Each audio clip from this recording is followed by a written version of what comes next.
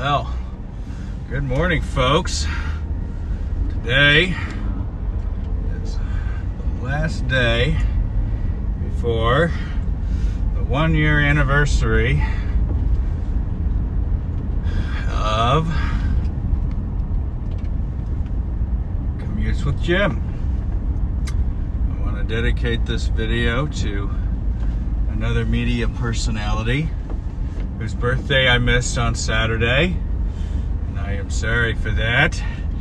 I had a note to observe it, say something, and we have a time zone difference, me and Radio Dave, and I was trying to be kind for that time zone, and I decided not to say anything, and then at that moment, and then it all just slipped away. So I want to say happy birthday to Radio Dave, who is another media personality and has been a friend of the show from the beginning, and is part of the reason we have such of the high quality content that we have. So there you have it. 1 year, folks. I didn't think I'd be back here. This is not going to be a live transmission. I didn't. The jury's still out on live. I think that you need something exciting in the moment.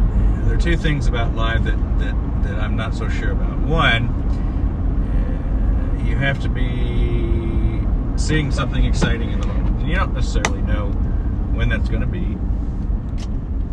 And you're competing with people, predominantly mobile viewers, people who are on their smartphones scrolling through videos. And I've talked before about the young woman with open cleavage and all that. I mean, that's what you're competing with to some degree, and it's just not exciting, right? I don't have that kind of panache for the short-term, what is it, endorphins or whatever it is that people get from watching those videos for a laugh or whatever. Not my thing. Second thing about live stream is the camera angle is not this beautiful panoramic view that you see now. It is a stiff vertical angle of a mobile phone that when you watch it on a browser, it's kind of like leaving something out a little bit. Oh wow, there's a neat moon up there. I don't know if you can see it, but I'm going to just take my sunglasses off here and just take it in. You know, it's 8:50 in the morning, and we've got a cool looking moon up there in the sky. We're going to the airport today, and we don't have a lot of time to spare. I wanted to be on the road 20 minutes ago. It's not happening. Probably going to miss the start of boarding, but I'm not too concerned. This isn't an airline where, you know, my seat is unknown. I have a seat in a premium cabin. So now the trick is, did someone, will someone steal my luggage bin, even though it's reserved for my group? Probably. That can happen, and that could be really problematic. But they'll give me a free drink to compensate, won't they? So if I end up having to check my bag, that's not going to be ideal. That's not going to be ideal. So we're going to travel full speed today. Haven't driven this boat in about a week, somewhere in there. And that's what we got. So there's some things I read last week that really wanted to talk about when I heard them, because it was just fascinating to me. The first one is that the price of Range Rovers in the UK are tanking. We're talking almost cut in half. And you say to yourself, what? My first thought when I heard this is, we need to buy a bunch of these and import them to America and sell them here, because we're not seeing that kind of price differential in America. So if you can cover your expenses, you can maybe make some real money here.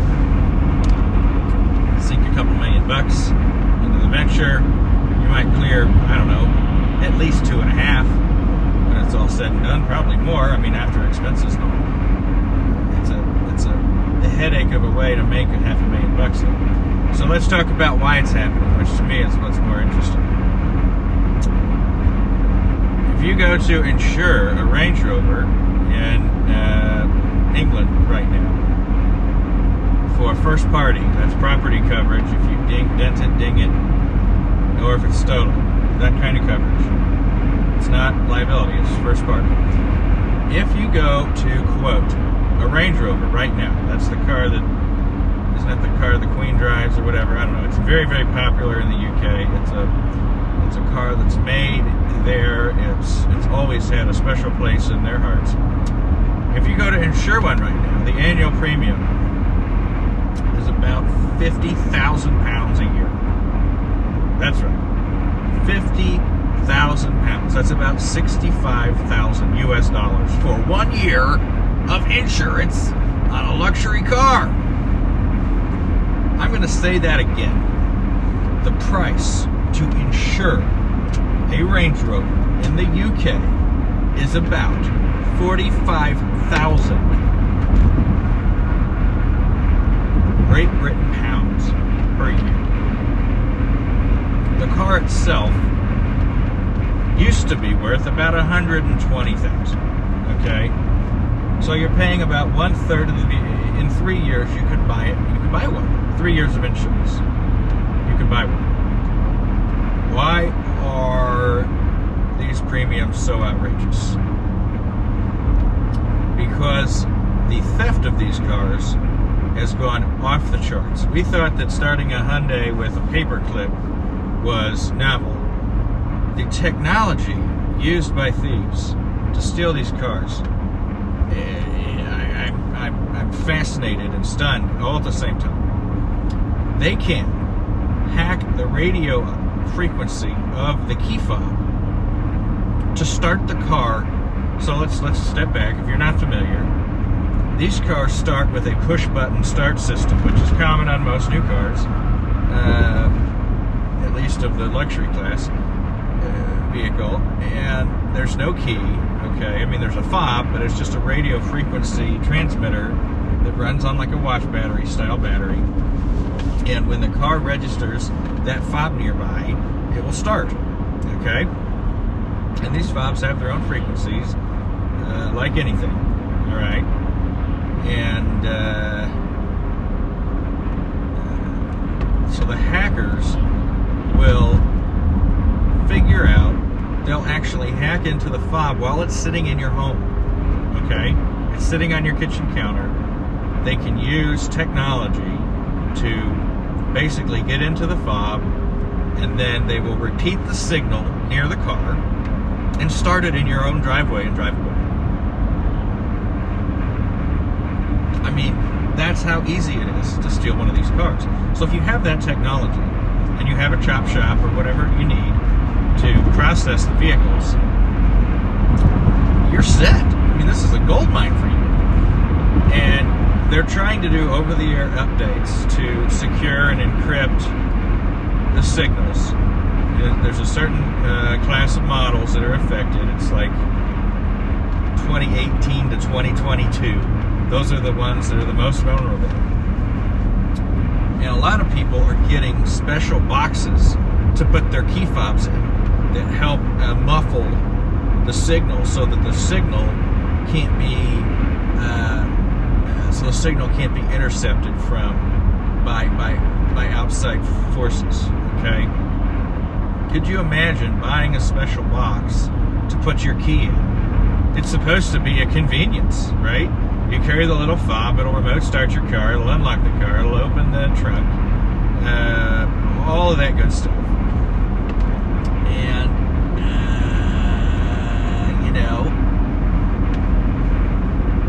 and now you got to put it in this like thick, heavy box. Like, I'm thinking feeling of a signed baseball collector's box, a thick resin plastic, that holds. It could be as simple as an envelope style, thing, but I suspect it's going to be a lot like, a jeweler's, display case style thing. And that's your life now, if you want this car. Could you imagine the inconvenience? I mean, the kind of people that buy a car for 125,000 pounds, 150,000 US, you're not doing it to goof around. You don't want something that's going to cause you trouble. And this is trouble. They say one of the most common brands driven by the wealthy is Toyota. Why do billionaires like Toyotas? Well, you might have heard my quip before about renting a Toyota. Anytime you want to do a drug deal, rent a Toyota. You can find that in my shorts if you're interested in what that's talking about. But why a Toyota? One reason why rich people like Toyotas, because they start every time you go to drive it. Oh goodness, that was a mess. There goes all my papers.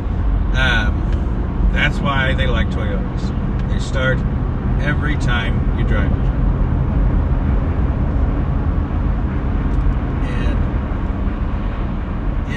Who are we talking about in the UK? We're probably talking about upper middle class. I'd want to call them new money, but they really don't probably have much money. They're probably, purchasing status symbols to show off or put off signals, But, we also have a class system in that country that I won't even begin to pretend to understand. I'm not even going to go there because I think any attempt I make to understand it would still be missing the mark. So even though I think I can have an opinion on it and a viewpoint and use it in analysis when I work there and stuff, that doesn't mean that I can share that view with others and pretend that there's some validity to it, because I'm not gonna pretend to be an expert or that I have a view worth sharing with others on this, because I just don't have I'm just not the authority on them. I don't live their lives. I don't pretend to know things I can't know. But I do have viewpoints on it, and there is a class system there that probably impacts people's choices in vehicles and other things, and probably affects their perceptions and images and what they strive for and want others to think, most likely. Anyways, so what are the market forces behind sending the insurance through the roof? All right, the insurance on the car I'm driving now, ironically, the insurance of the car I'm driving now is about 50 to 25% of its retail value today. Oh, that's funny, but it's in a different way. Oh my gosh, I'm gonna cry. That's so funny.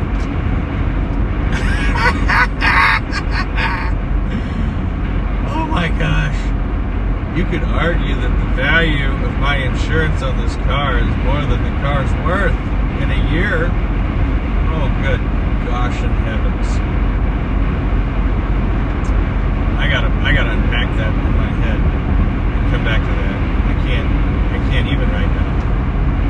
Good Lord, I can't even with this. I don't know what the insurance on this car is, but it's got to be between $500 and $1,000 a year, right? And they told me that the value of this car today at a dealer auction is about $750. I might be paying 100% of this car's value for a year of insurance, much like that's actually a worse deal than the Range Rover owners in the UK by percentage points.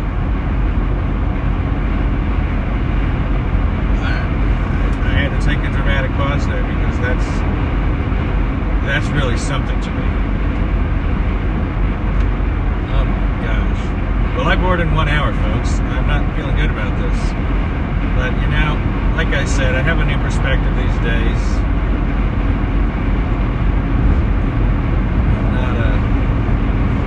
I'm not a panicker. I'm not going to let my work own me or my travels own me. I'm not owned. You know, I'm doing my thing. And if I'm supposed to make it, I'm going to make it. If I'm not supposed to make it, I'm not going to make it, you know. The truth of the matter is, I had a leisurely breakfast with my family today. Saw my daughter off to school and saw my son for the morning, and that's worth a lot of value to me since I'm going to be gone. And I wouldn't, and if I got to come back home and do the meetings by Zoom because I missed the plane, then that's that. Maybe I want that on some level. I don't know. Okay. So, back to what I was saying.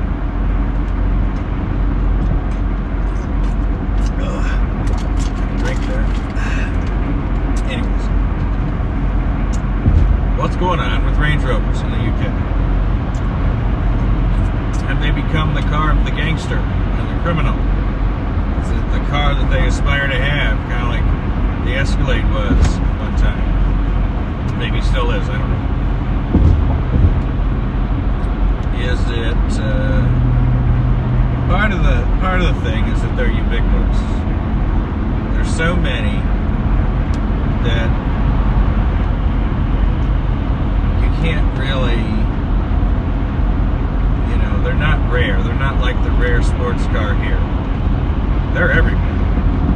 Part of the reason for that is it's a British brand. Part of the reason is they've really tried to saturate the market. It's a family size SUV that probably sends a lot. You know, I went back to the class system there, but they also have sort of a culture of small cars, small roads, and, you know, small trucks even. They don't have big things. And the Range Rover was their one big thing. You drive one of these, of course they make them smaller there too, and they're compact for convenience sake there, but it's this one thing where they get to be kind of American, alright? That's my theory. The Range Rover is their SUV. They're not going to drive a Ford Expedition. You know, this is their car for this. If you're a soccer mom, you know, soccer's big right there, you know, football as they call it. This is your car. This is the car that says you made it, you're doing well. This is the car that everybody wants. It's British, it's roomy, and it's convenient for a lot of the, you know, the fact of the matter is they raise children the same way we do. And there's just stuff. It's really hard to fit all that stuff in a hatchback. A little stick shift hatchback. I've driven them, you know, and I fit a bicycle in one once. It wasn't pretty. But you can't take passengers, right? So you have to choose. Do you take passengers or do you take stuff? The Range Rover gives you the chance to kind of do both. A little bit. We need to get over. So, what's going on? The parts for these cars. There's a huge market for the parts. Because they are ubiquitous, they're a bit, I don't want to call them the Honda Accord of the US, but they're ubiquitous, sort of like a Honda is here. And I want to say the rates of theft for these cars are maybe higher than they are for Hondas. Like it's really a highly stolen car. In part because of the high price tag and value.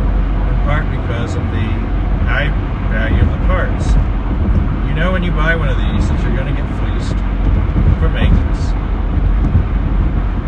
And what does it do when your costs of maintenance and repairs go up? That alone is an independent driver of your model's insurance premium.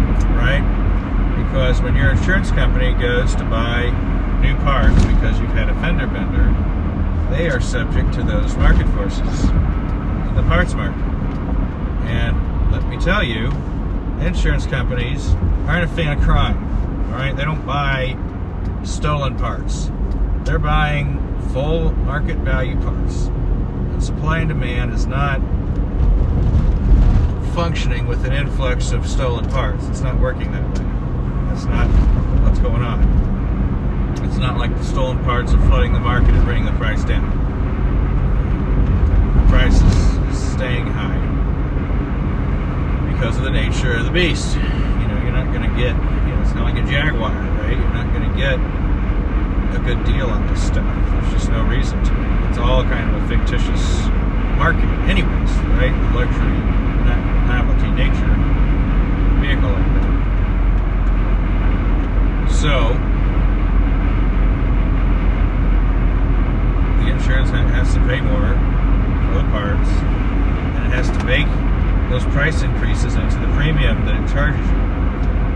So even if they are able to solve the hack that causes these cars to get stolen, that's not going to change the premium necessarily overnight, because we still have the parts issues. And if the parts become more scarce due to fewer thefts, we could actually see the price run even higher because of supply shortages. And here's the other thing. When it comes to supply shortages and insurance, what has to happen if you have the coverage for this? They have to rent you a luxury SUV for the time it takes to get the parts. So if the parts are in scarcity and they're high value, but they're scarce, you might have to wait 2 weeks for someone to go junking for the part, and maybe it will be a stolen part at that point. But they're paying, the insurance is paying for your rental replacement vehicle for all this time. And that's a lot of money too. So, usually the rental is only supposed to be for the length of the reasonable time it should take to repair the car. The time it should take to repair the car. Not for the time of an overworked shop. And that's a distinction as well. If the shop is overworked, the insurance company is going to say, look, we're paying for the 2 days of rental that it should take to repair this. But we're not going to pay for your shop being busy or you deprioritizing our work. That creates bigger issues. But if you go through a shop that the insurance company recommends, and the shop says, you know what, we do so much work for you, and we do it so cheap, but we need more time, then they'll probably pay the rental, right? And it's also different between if you're going through your own insurance or an adverse insurance company, it's an at-fault party, their insurance company, they're going to be even more picky about it, paying for that rental car, right? But they also have regulations and things that kind of force them to do the right thing most of the time. Wow, that's a rig over there. What are they hauling? It's a concrete beam, a humongous concrete beam. Takes up an entire truckload, oversized truckload. That was one of the coolest things I've seen. It's cargo. Person. Okay. Stay on this. We stay on this. Okay, so Range Rovers are having a tough time right now, and their owners. We should all say a prayer for the people who own Range Rovers and the difficulty that they're feeling. So, what are some things that Range Rover owners can do? The most intuitive thing is to use a sort of like AirTag, which is an Apple product that has a small battery, much like a key fob, but it is a GPS transmitter. I have them on certain properties of mine. And it will tell you exactly where an object is. And there's a story from the UK of a guy who got a call from, I think it was a security company or something, but it was a company or police or something that was integrated into one of these trackers. Alright? That's the other thing. People in the UK don't have garages the same way that we do, for the most part. They're parking these cars outside, which is another risk, obviously. Not a great thing. So, the guy gets a call that says, it shows your vehicle is moving. It's 1:30 in the morning. Is this you? He goes, no, it's not me. Go find my car. I don't know if it was a security company or if it was integrated with the police. I'm not sure. He might have been cooperating to help bust the theft ring or something. But the tracker is what saved it. And somehow there was a human tracking the tracker, and it was set up to contact him in the event that it moved at a strange hour. Okay? And he goes, no, this isn't no, I'm not driving the car. So they had hacked the radio frequency of his car and driven away. But because they could track the location, the police pulled the car over and caught the perpetrator. Or the car had been abandoned, and they found it, after it had been abandoned. And there was still damage done to the car. There were pieces missing. There were, things that thieves do when they steal something and decide to leave it behind. So, even after he recovered his car, he still had an insurance claim. And the insurance claim was to fix the damage, which can be quite substantial, done by the thieves. In fact, that can even total a car sometimes. Because really, if they start to screw around with the various... And what was interesting about that case was two things. One, they hacked the radio frequency, but two, the owner had put a steering wheel lock on his car. He was obviously doing his best. So this is an example of someone doing the most you can do to prevent theft. And here's how it paid off. He still had an insurance claim. So he had a steering wheel lock on the car, which the thieves then sawed through in his driveway at 1:30 in the morning. They busted through all of his security and still got the car and still extracted some value, as well as a joyride. I mean, I don't know. I can't think of a more defeating thing. If you really love your car, you want to protect it from this pervasive problem that's going on right now. It's really pretty sad that, he had a private security tag on his car, real-time alerting, a steering wheel lock, and the car still got taken, messed up. And it didn't even help him on his insurance, really, because he still had an insurance claim.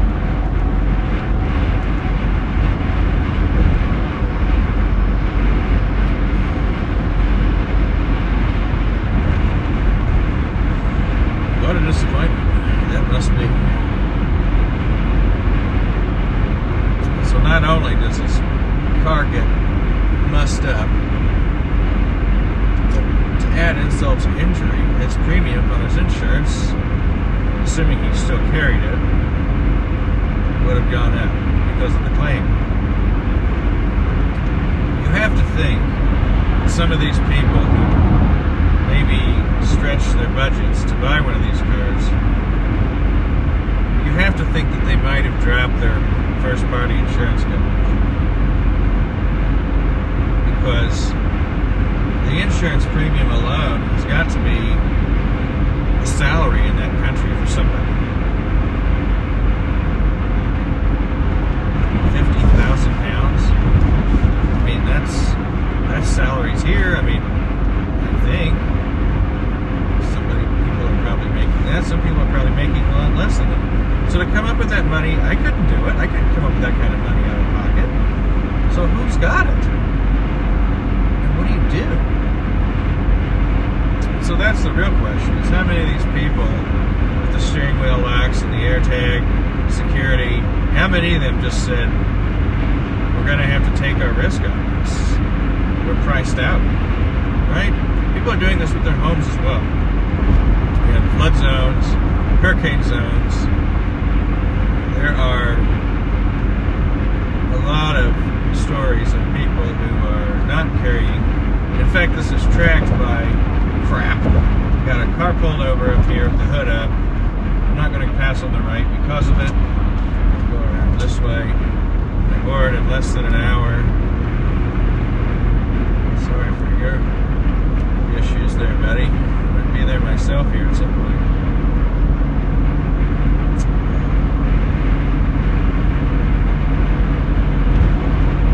So yeah, the insurance industry tracks because they have so much data on residences and things of that sort. They track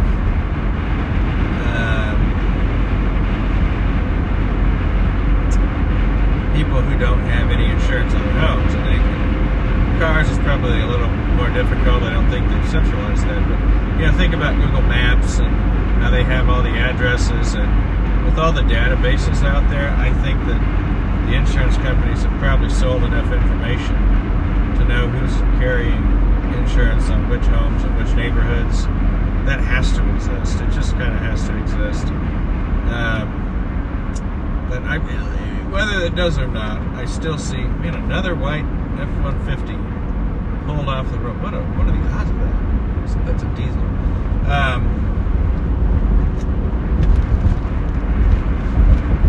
They track statistics.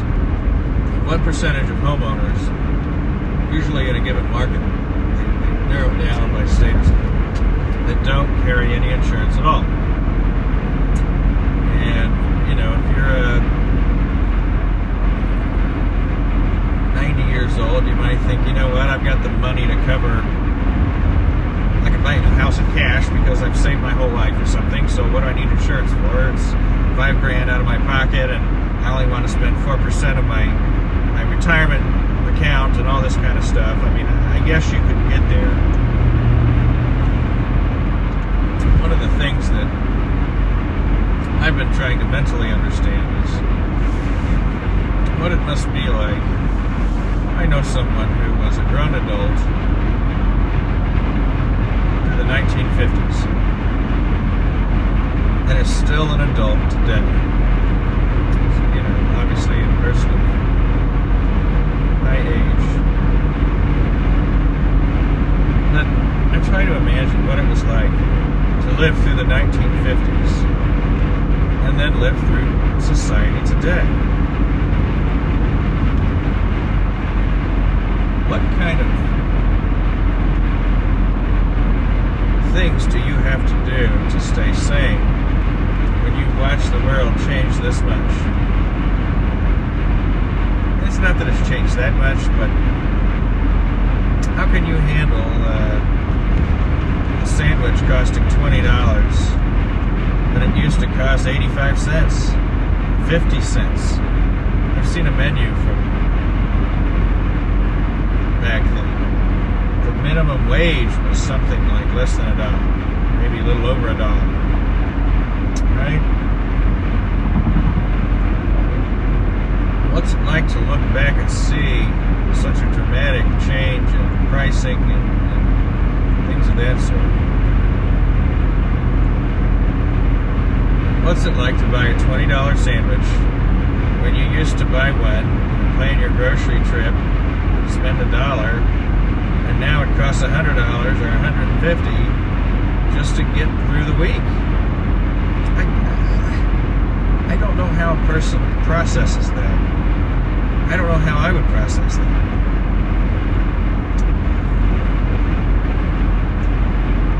And along those lines, going back to where I was, that's where I think that a person, especially a person of my age, might just say, you know what, maybe I don't want to spend $4,000 a year to insure a home that, it's not going to flood. If it has a tornado, what do I care? I'll just move out or something, right? I don't know. I could see it.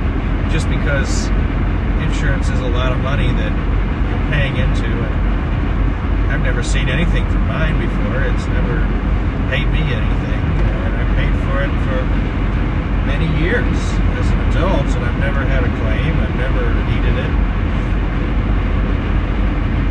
but that doesn't mean it's not useful. Certainly, young people and my own nuclear family as a child certainly benefited from having insurance before. So, anyways, what's the big news today? The big news today really is not about Range Rovers in the UK. It's about the Chiefs going back to the Super Bowl. This is a big deal. I was excited. Mostly because I really thought that it wouldn't be that close. I really thought it would be a very close game. I didn't think Baltimore would win. And I loved the hubris coming from all the commentators. And I don't want to say I exploded, but I had had enough of the commentators by the end of the game.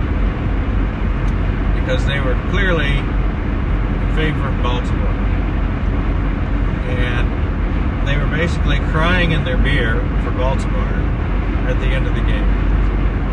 And I just shouted at the TV, I shouted, "Shut the F up!" And I didn't say F. And I just shouted it. I mean, I really meant it too. I was just like, shut up. They needed to shut up for me. I didn't want to hear them gushing and crying for the team that lost. No, I'd had enough of those people. I don't even know who they were specifically. I don't remember seeing them. I had to I was with my son during the game and hanging out with him, but I did sit and watch large portions of it. And no, I'd had enough of those commentators. I tell you what. I mean, I shouted at a TV screen. I don't think anybody was around and heard me, but it was quite possible somebody who wasn't around still heard me. You know, and I cheered for the good parts, things like that, but I really let the profanity fly, and I didn't even have a lot of control over it. It was an outburst. It was very natural, and it felt very natural and very true, and true to myself at that moment. So, there you have it. That's my story, and I'm sticking to it. Now, here's a story. Can I ride a shuttle bus and get to my gate in 30 minutes?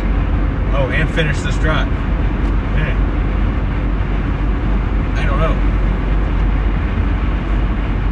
Yeah, of course I can. The question is, can I get a snack and a drink? Yeah, of course I can. Can I sit around and watch a show before I get on the plane? No. Whoop-de-doo. Wait a minute. One variable I forgot. Security lines.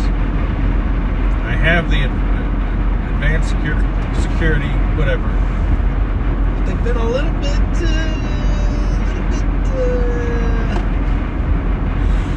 they've been a little bit long. The last few times I've been here. And I'm not going to get started on the clear people. Slow me down. But it's been a little bit long. A little bit. So we got that variable. But other than that, you know, we're getting by. 40 minutes, no traffic. Part of me believes if I'd left much earlier, I would have had to deal with the morning traffic. And I don't like the morning traffic on the roads that we drive on this particular ride. Not my favorite. But I can tell you that semi-retirement has been good for this car. I think it's enjoying a break. We haven't turned over 1,000 miles in quite a while now, and I feel like that's adding some longevity to the lifespan of the vehicle. a little bit. I'll drive to the airport, work 1 or 2 days a week in the bad weather, whatever.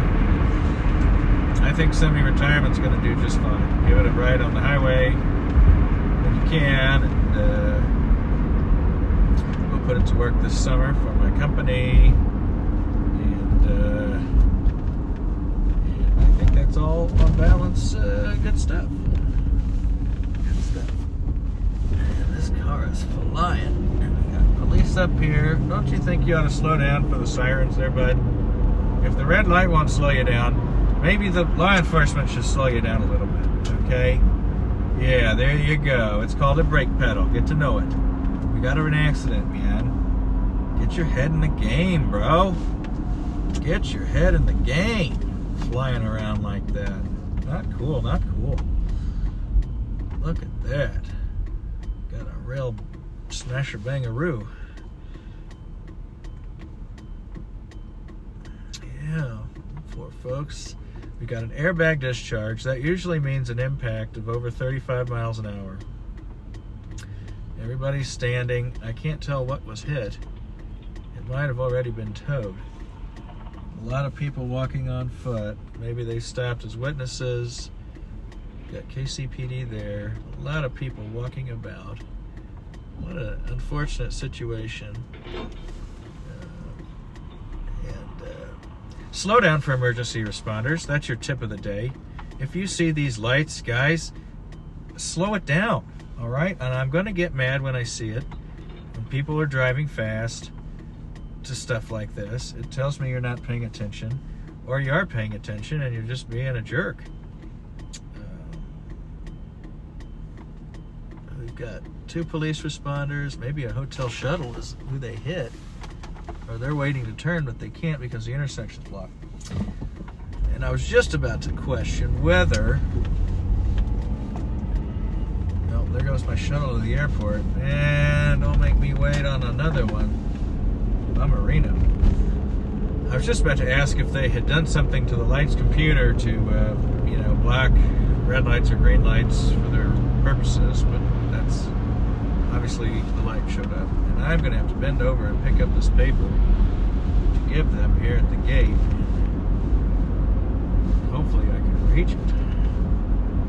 This is a big car. I've driven the big car in a few days. When the paper flies away, you gotta get down there and get it. It's gonna hurt my love handle when I smash it in my rib cage. It's gonna hurt my fat. Here we go.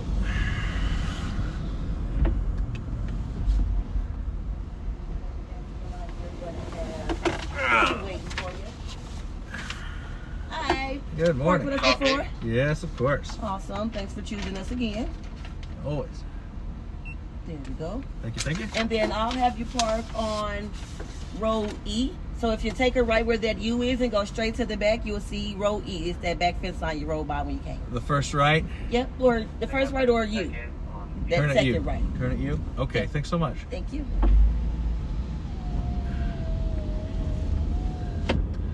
Well, I said I'd parked here, but I don't know what the heck that means. We're gonna do this together. Commutes with Jim. If I take row U, I'll find row E. I don't know, folks. I don't know what row E is. But I'm told if I drive, it must be the one along the, where's this at here? Why would it be a different row? There's EE. Oh, doggone it, James. Why are you such an idiot? Okay, here's E. And here's a spot straight up ahead of me. Let's take it. That's where they were wanting me to go. Oh, it's a tight one. It's a tight one, don't you know? Oh boy, I was really hoping Detroit would win yesterday. I was pulling for him, and what an unfortunate thing. Okay, random thoughts are over. Be safe, everybody.